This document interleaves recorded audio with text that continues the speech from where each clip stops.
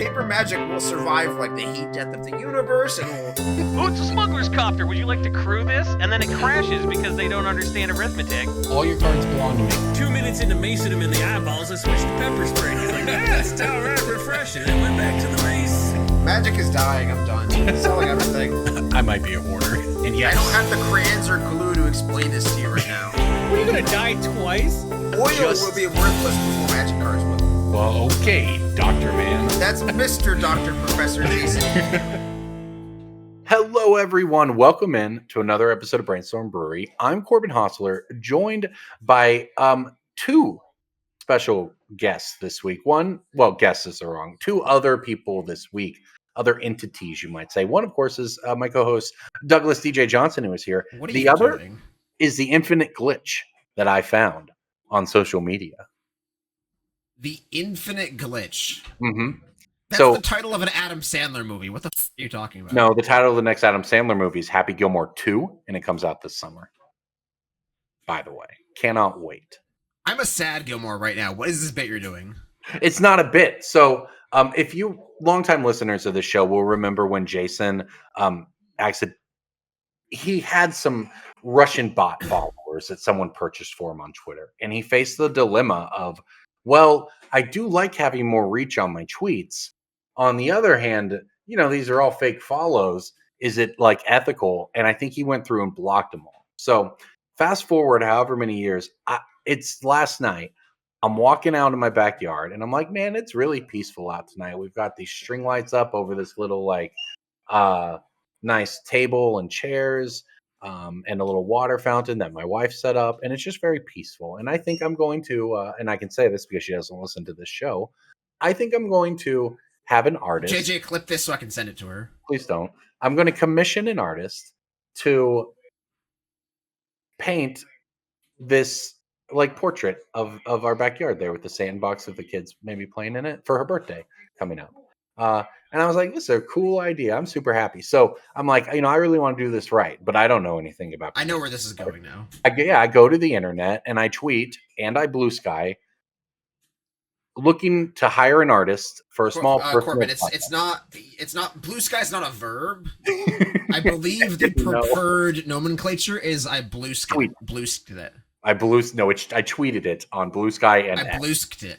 Like, if you actually think about it, the word tweet is now platform agnostic because it's not Twitter, it's X. And in fact, they will depress your reach if you say Twitter. So I tweeted on X and Blue Sky that I was looking to hire an artist for a small personal project.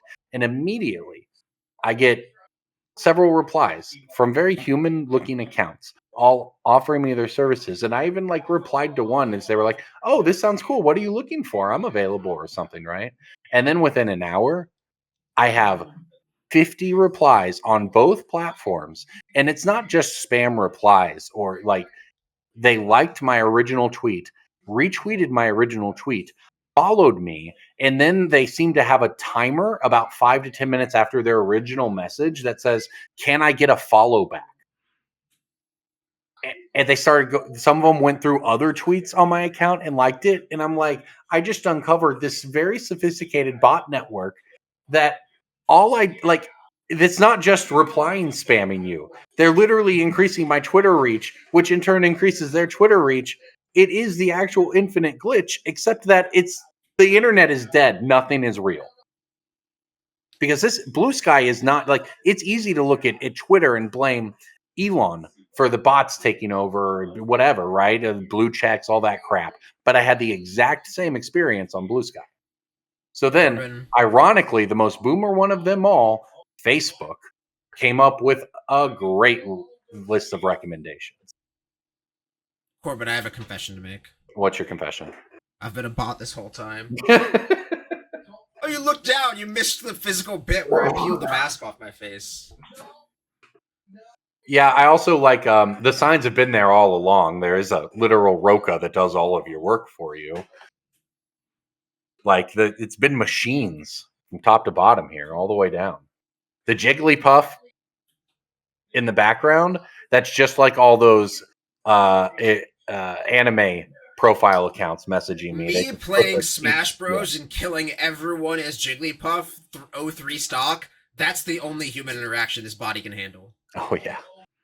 Big fan of Jigglypuff and Smash. Everything else in my life is machine learning and chat GPT and just one big program running in the background. But when I hand that controller to myself, I the human spirit of DJ takes over and whoops some as sleep cap Jigglypuff for sure. Here is the next step of this, right? When is the robot designed to pull your cards for you? Because I just thinking this through is that how, because I'm looking behind you in your picture for those of the podcast listeners or viewers watching on YouTube. You're going to explain it to the Brewery. viewers? I'm looking, well, for You're everyone. going to explain yeah. to the viewers what you're what I'm looking seeing. at.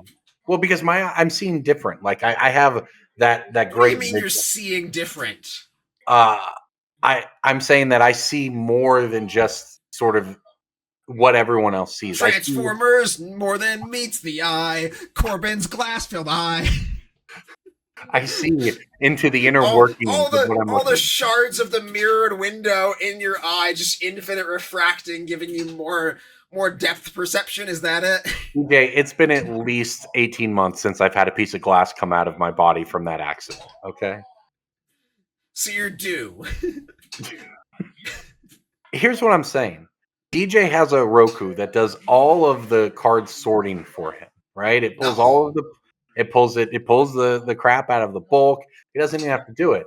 But he still has all of these file cabinets behind him that requires DJ to pull it back and push it in with that weight or to make his employee do it at all times. And you do see DJ's got those buff arms because of that. However, I'm just thinking, when is the robot going to be automated to do that part of the process?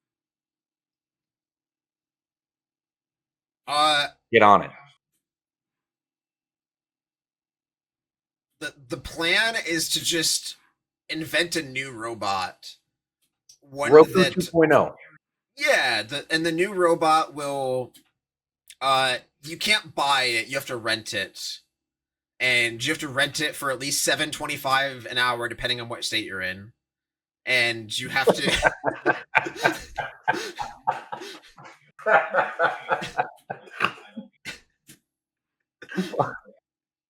Rent to own. Rent to Corbin, big hater of the 13th Amendment. I think that's the right one. 14th, maybe? Don't know, man. You could get one of those Elon bots that he had walking up and down a hill and just picks your cards out, accidentally smashes an entire drawer while it's at it. It's just the future is coming, okay? It's impossible to get away from AI wherever you go. It's all coming, okay? So I'm just saying, you want to be ahead of the curve on your next Roku. And fortunately, all of our listeners are ahead of the curve because they're here listening to Brainstorm Brewery, where, of course, you get all the latest information on not just the Magic news, but mostly the Magic financial news. And we've got some great stuff on tap for this episode, including new secret lairs, of course, the Final Fantasy previews, and the insane price of collector booster boxes, and a fun guessing game DJ's got on tap. So before we get going, we want to give a shout out to all of our patrons who go to patreon.com/BSB. Make this show possible. Make it possible for us to create these just absolutely offensive thumbnails for YouTube that depict me in increasingly embarrassingly poses, and then recycle the greatest hits of those embarrassing poses. And everyone Not a lot of them. people know So, this. If you take all of the thumbnails from the past 400-ish episodes of Brainstorm Brewery and you make a flip book with them, it'll have Corbin running into a light pole. I have wondered what the progression of, because at one point my hair was very short.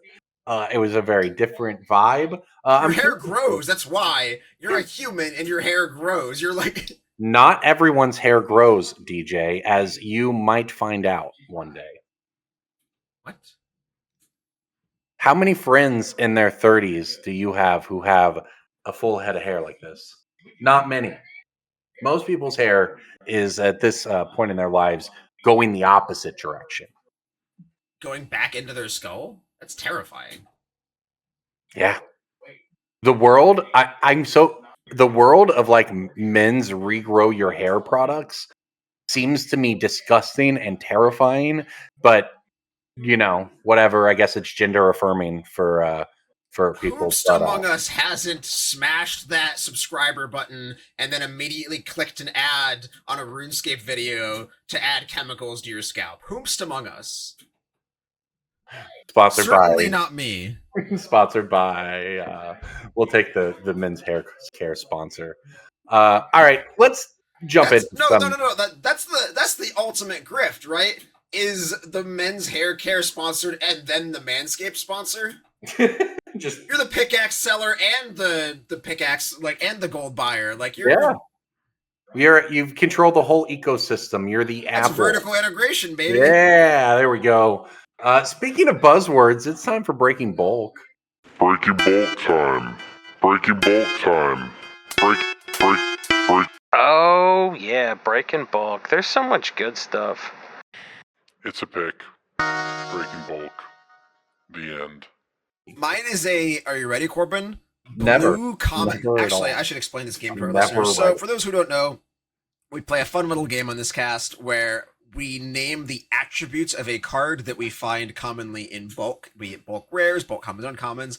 And this is a card that you should not pay money for. You should find it in your bulk instead of paying $1.80 on TCG Player or whatever, because those dollars and cents add up. And this is the goal of this cast is to, number one, save you money, number two, to entertain you, and number three, to make Corbin buy a bunch of hair growth supplements. My pick is from Nemesis, the set Nemesis, also known as Nemesises or Nemesi. If it's not Submerge, I don't know it. Is it Submerge? No. Also, I think Submerge is uncommon, so yeah, this is a blue That's common fair. from Nemesis. It's kind of a modern card, mostly a Okay. pre-modern card. Oh no, I do not know. Peak. Is it Peak? No, that's from Odyssey, isn't it? Correct. Man, I don't know what's a Nemesis. Is that It's part the- of a cycle. Yeah, I was gonna say, is this like a green card? Perhaps is it part of that kind of where you can pay an alternate cost? It is not part of Reverent Silence, no. Okay, I don't know it then. That is where I was going. It is Seal of Removal. Oh well, that's a cycle. This is an unsummon as an enchantment, and you just pay the enchantment cost up front, and then you can sacrifice Seal of Removal to bounce a creature. I was told this is part of a... players in Modern have tested this in their Amulet Titan decks, Oh god. which, that's just true for half of the Modern Yeah. format, right? It's one of the few, because look, they've killed a lot of memes over the years in Magic, but one of the great memes that still exists is might be good as a one of an amulet. Either way, I believe this card also has legs in pre-modern. For those who don't know, that means before modern. And the card is $1.23 TCG market price for the Nemesis version. The Modern Horizons 2 version is significantly less than that. So this is just one of those things, kind of like old Fetch Lands or old Vindicate, where the original retro art, not the we made a new retro art, is the one that holds value. So the original Nemesis ones are the ones you're pulling, not the MH2 ones or the etched foils. And you should be picking pre-modern cards nowadays. If you are a human being who picks bulk by hand, then number one, my sincerest condolences. You'll be missed in the Robot Uprising. And number two, learn the pre-modern cards. Learn the cards that are good in the Boomer formats, because people want them, and that type of customer will pay for them. It is true. Pre-modern, especially, that's something I have kind of a black hole on, because there's so many formats I actually have to keep up with professionally. I've never seen pre-modern played around me. I think it's one of those things that probably has more of a stronghold in the Northeast or your Madisons of the world.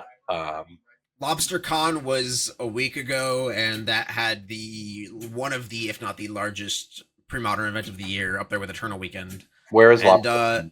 that's the place to go. That's where you get and buy and sell that stuff. But, Why is it called Lobster? I don't know anything about Lobster Con. It's in Boston, Corbin. Okay, that So the lobster is about literal lobster then. It's about it's in the city near the Lobsters, the coastal city of Yeah. Boston. I love lobsters. I'm not quite sure how we got to the largest pre-modern tournament ever from the lobster convention. I don't know what you're asking. You said there was a pre-modern tournament at Lobster Con. Correct. Lobster Con seems to me like a convention to celebrate lobsters, the food. The only other connection here is lobsters can't die of old age. Why And are so there the- magic tournaments at the lobster convention? That's like saying the largest the largest tiny leaders tournament took place at the dentist convention. Like, I don't understand what we're getting at here. Why is there a magic tournament at the lobster convention? Are you just unaware that conventions can be named after things that they're not? That's why I asked if it was about the lobsters. It's not literally a convention full of fishermen. No, I never said it was. I just said it's a convention in Boston, I don't know what lobster and then you just con took a is. giant leap of faith. No, I asked what is Lobster Con? Is it a convention about lobsters? Why would it be? This is called Lobster Con and it's in Boston. This podcast is brought to you by the hair regrowth company of your choice, and right now we are selling a special razor. It's called Occam's razor, and Corbin needs one. There was like PAX East last weekend. Yeah. Is PAX East about like booster packs? Because it's got PAX in No, the it's name. Penny Arcade Expo, man. It's an acronym. Is it an exposition about pennies, Corbin? Is it an Oh exposition my about like the God. copper coin that's minted by the U.S. government that I should go also extinct? Is have- Penny Arcade Expo? I actually you're not going to like this, DJ, but when I first learned about PAX and I learned that it stood for Penny Arcade Expo, You thought you were going to go to that convention and put a bunch of pennies in machines and get to play them? I did wonder if it was related to arcades. Yes. Yeah. I did look that up when I first learned about PAX.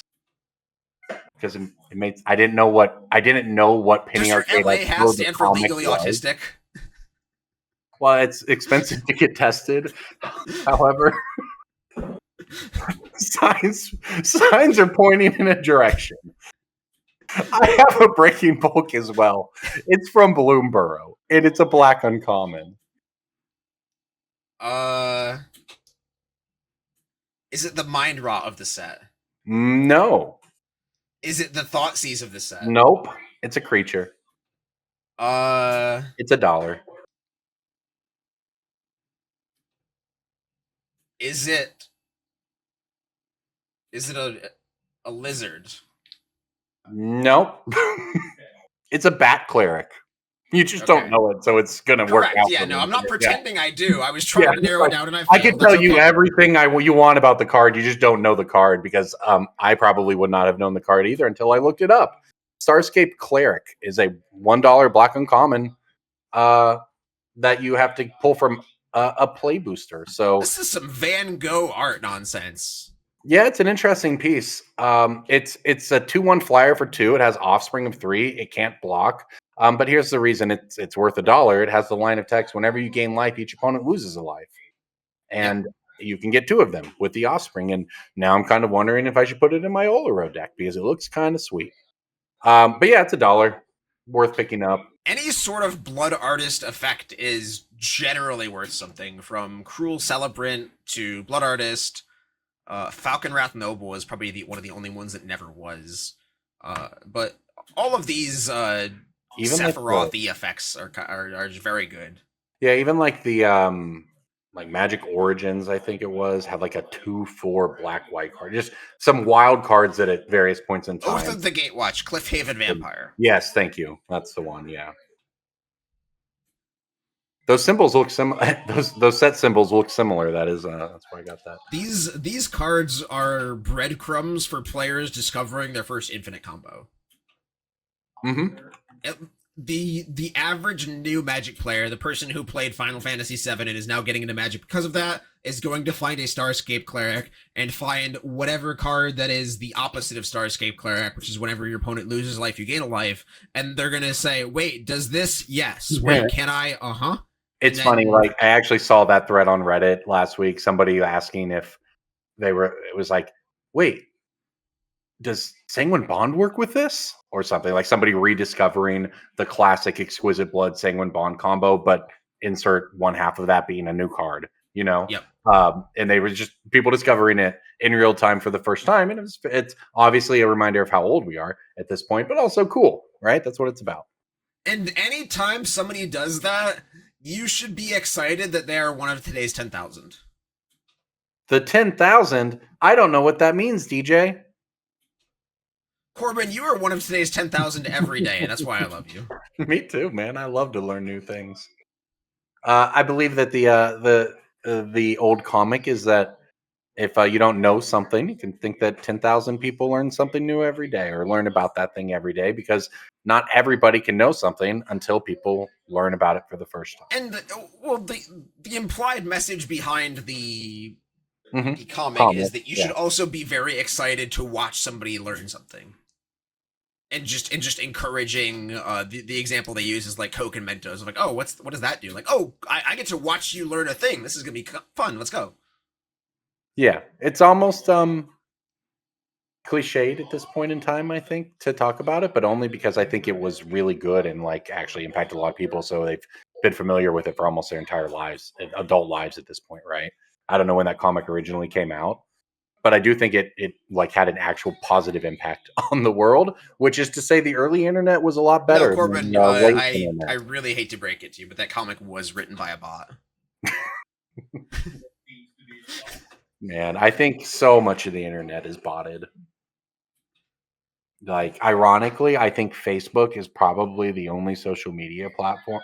I'm sorry, one of the only social media platforms that like is least botted in an average person's experience. You know, like, man, you click on just anything on Twitter, and the top boosted replies will be just like outright racism because that's what the algorithm pushes. Like, it's insane, and none of it is real people. It's all just whoever sowing discord. Anyway, the internet sucks, but not all of it. Sowing discourse, is it like Threads or Searchers or like what's the issue No, here?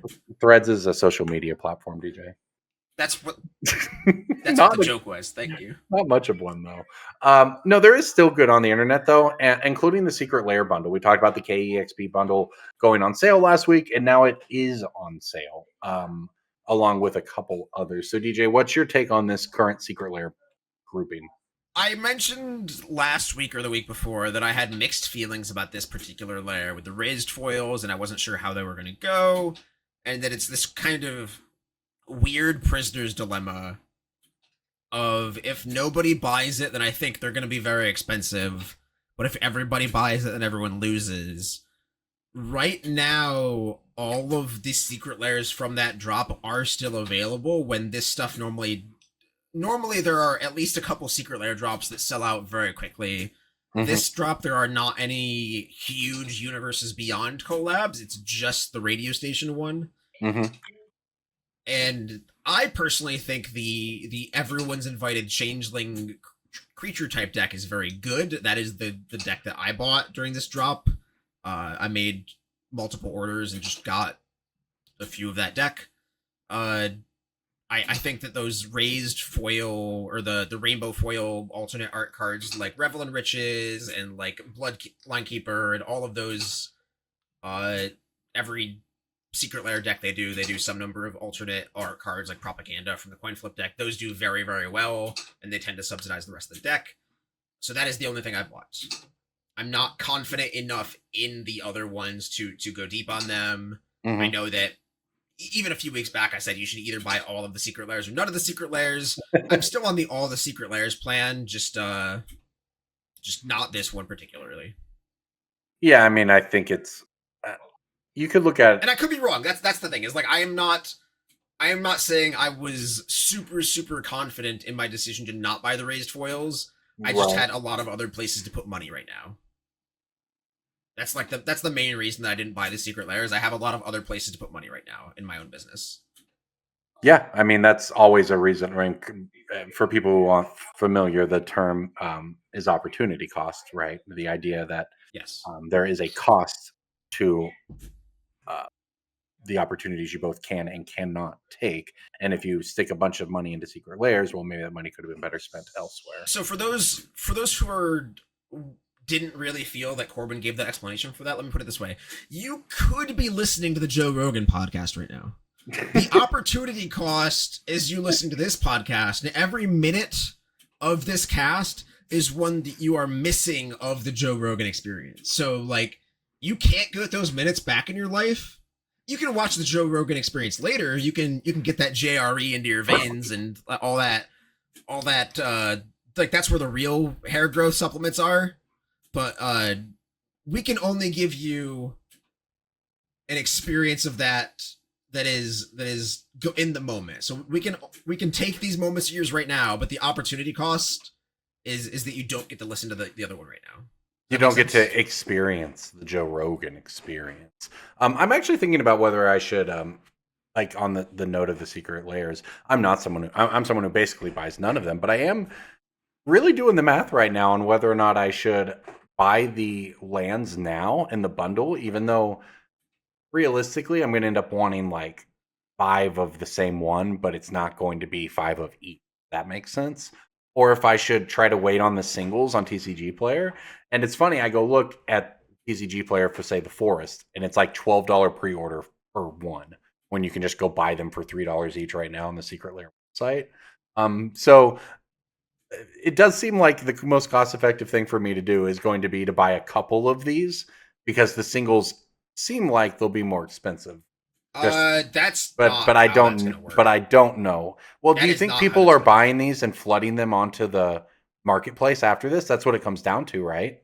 Yes. So the only people who can list the singles right now are stores who have pre-orders enabled, which are certified hobby shops. Right.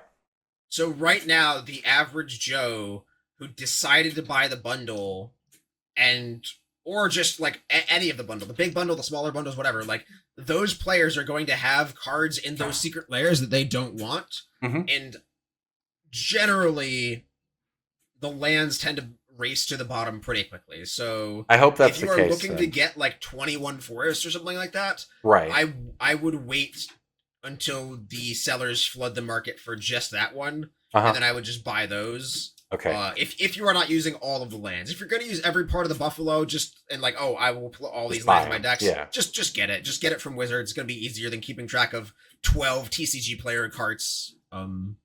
Just for your own peace of mind. But if you are just looking for the singles, I would wait for just Forest or just Island or whatever. I think that's very good advice, because as we just covered, I'm not somebody who buys these often, and I am somebody who likes to have one style of basic lands in their decks, and I never have more than 6 or 7 basics in a deck at all, right? So I'm going to end up wanting something like 4 mountains and 3 swamps and 4 forests or something, right, overall. So maybe it's better to just buy them all. But as someone with no experience with it, I actually just had no idea where these typically go. I would much rather just wait and then buy the ones. Not that I would mind supporting this as a secret layer, the math we all need to do. But that's really good information. Final Fantasy started dropping this week. DJ and I know absolutely nothing about Final Fantasy. So these could just be normal Magic cards to me, for all I know. It's going to be fun, though, next week. I think Cass will be back and we'll be able to go over somebody who actually knows what they're looking at, which will be fun. So check back next week for that. In the meantime, though, here's what we do have. DJ has come up. We've been talking about needing a name for a segment, a sego, if you will. And I think DJ has come across an excellent one. So DJ, I'll let you go from there. So a while back, I came up with a game, because I am the game master of this podcast, officially. We should get branded merch that says that. But the game that I came up with was one where I present my co-hosts with 4 mystical magic cards, and it is a play on breaking bulk, where one of these cards is not bulk. And I'm going to give them the 4 names of the cards. Just that's it. 4 names of the cards, nothing else. If they want additional information about what the card does, I will provide it to them. And then they have to pick which one is not bulk. Which of these cards is actually worth something? Because I am sick of people complaining that card prices are too high, and most of these cards are cards that have been expensive in the past. Not all of them, but a lot of them are cards that have been very expensive in the past, and you'll be like, wait, that's a bulk rare? That card is below DJ's Roka pick threshold? Yes, it is.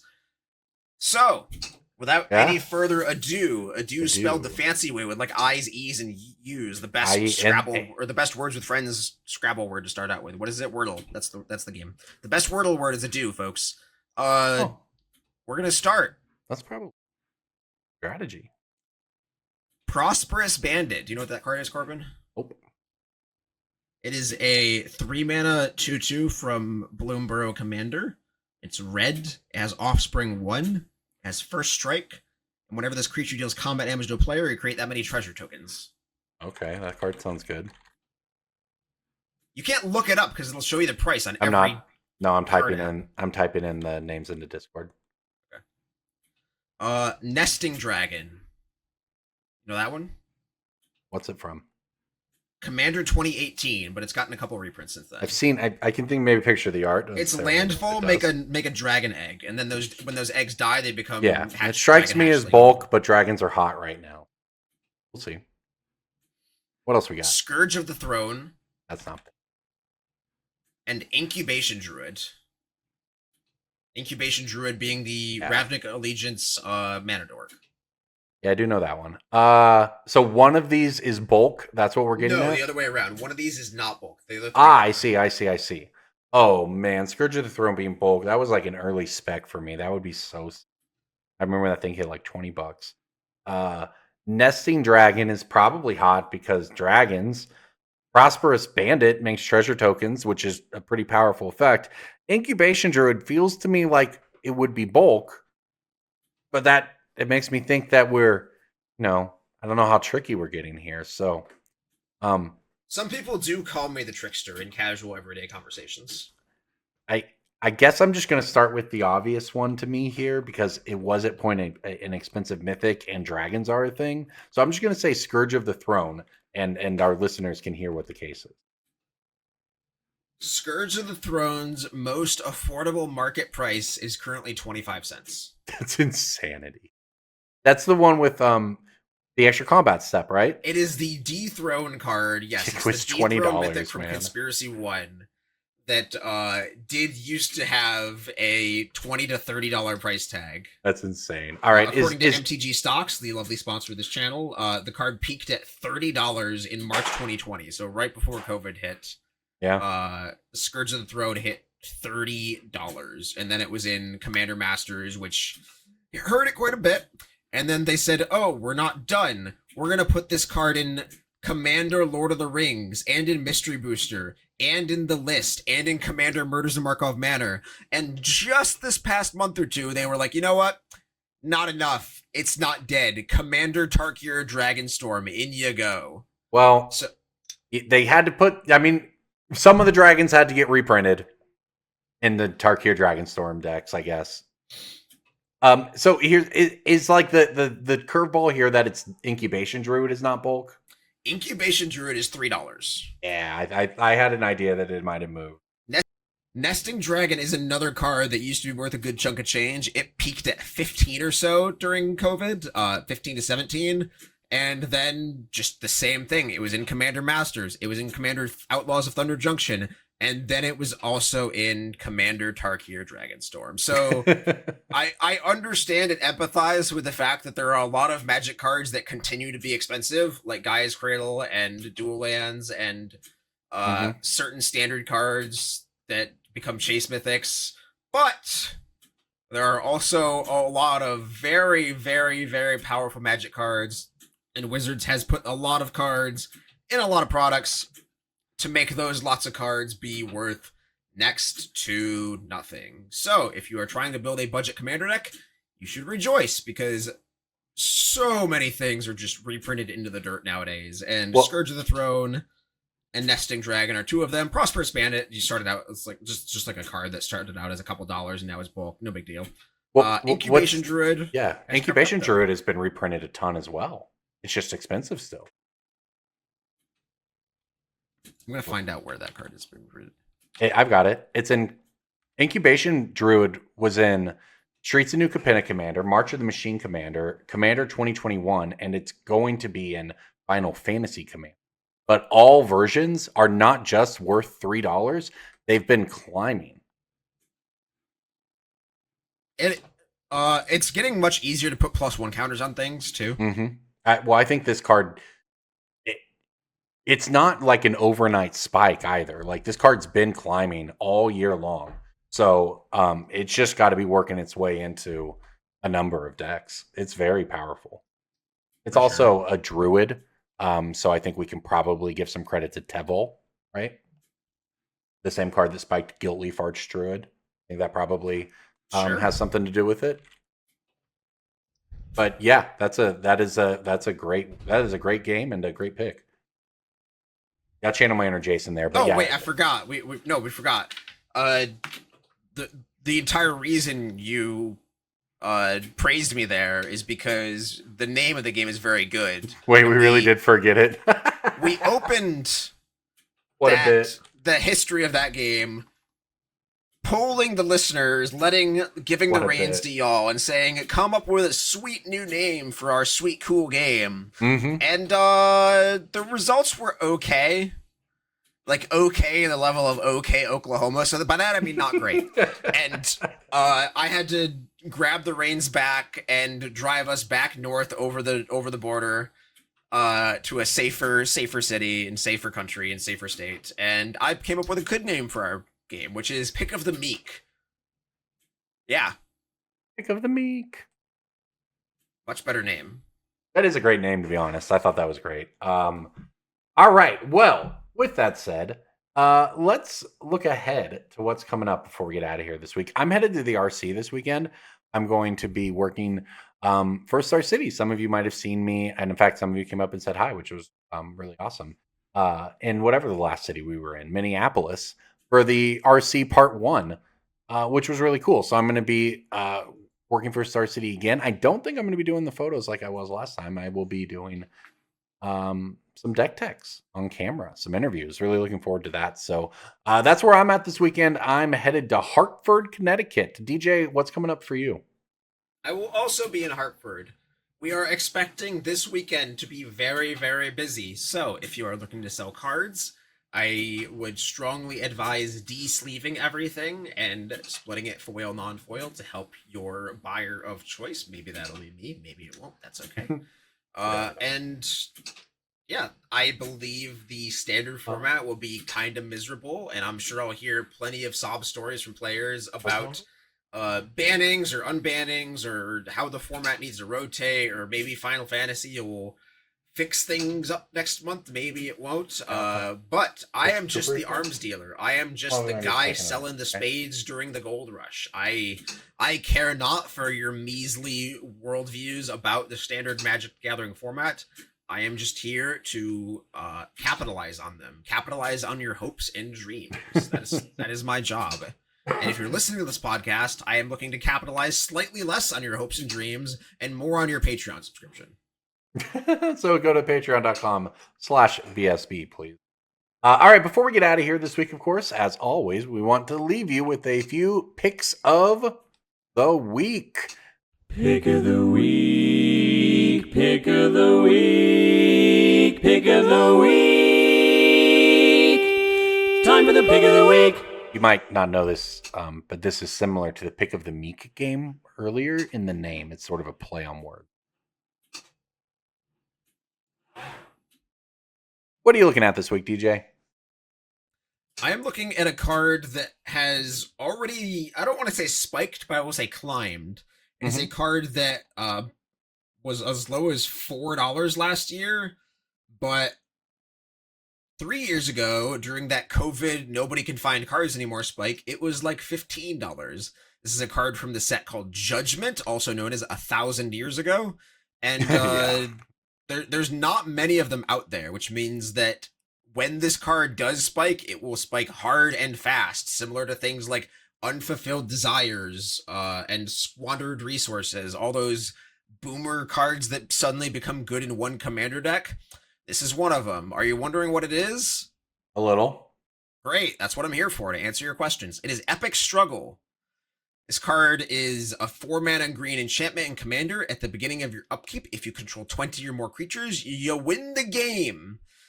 I think some of the demand for this card is coming off the back of the delayed demand from the 20 Ways to Win commander deck, where players are looking into alternate win conditions. Yeah. I think some of it might, and this is a little bit more of a stretch, might be related to like players looking at alternate win conditions in green because there was like discussions about biorhythm and like just non-combat ways to win the game in green, and Epic Struggle is just like a sort of roundabout way to just achieve a total victory, and just the win condition here is not super demanding. Just have 20 creatures that can be 0/1s. You can do some like secure the waste nonsense at the end of somebody's turn, and then the game's over. A lot of ways to make instant speed tokens now, especially with that one. There's what's the Guilds of Ravnica instant that just like convokes to make soldiers? Whatever. The point is, plenty of ways to March make creatures. of the Multitudes. Sure, that one.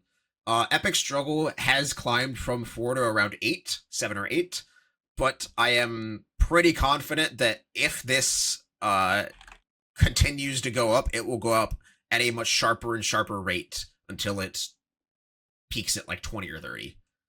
It's a card that, again, very much asking for a reprint. Could just be in a Final Fantasy set. I mean, we don't know. The Final Fantasy is a JRPG. They are known for their epic struggles that happen throughout the games, right? Like Yeah. step 1, rescue the cat. Step 76, kill God. Like, Well, like Farewell one shows of- up, I think. one of right? those is an epic struggle along the way. But if this card continues to avoid reprints, it should be on your radar. Okay. All right, I'm going to go the opposite of 1,000 Years. I'm going to go with a brand new card that has just seen a little bit of growth over the past few weeks. Not a lot, just a little. From about $3 up to about $4. Dragonback Assault from Tarkir Dragonstorm is a mythic. It's incredibly powerful. It's enchantment when it comes in, play 3 damage each creature.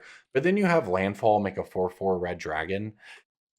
I think that this card has standard potential at some point in its lifetime. Rotation will happen.